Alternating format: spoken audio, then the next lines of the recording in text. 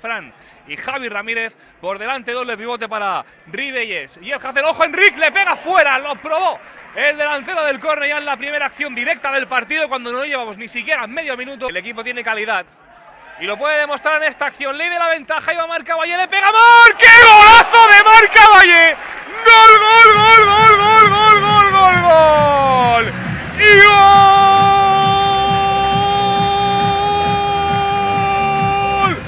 de Marc Caballé! Ojo, el bote que puede ser bueno, perdona, la jugada está viva, ya va Abraham, le pega Abraham, ¡fuera! La intenta ganar Enric Gallego, no puede, quien recupera es el Hazel, le pega el Hazel.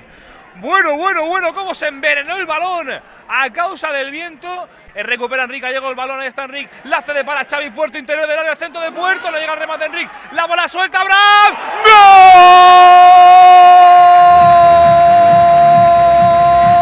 ¡gol! ¡Del Canario!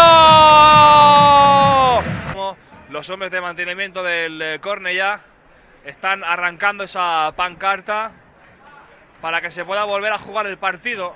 Arriesgando a medida que pase el tiempo si quiere.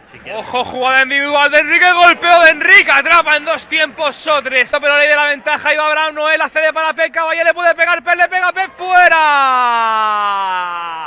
No ha tenido muchas más. Ojo al córner, despeja la defensa.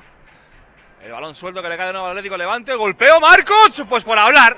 Acaba de marcar el Atlético Levante. La planta Marc Caballé al suelo. Ha podido haber falta. Ojo al desmarque para Enric Gallego.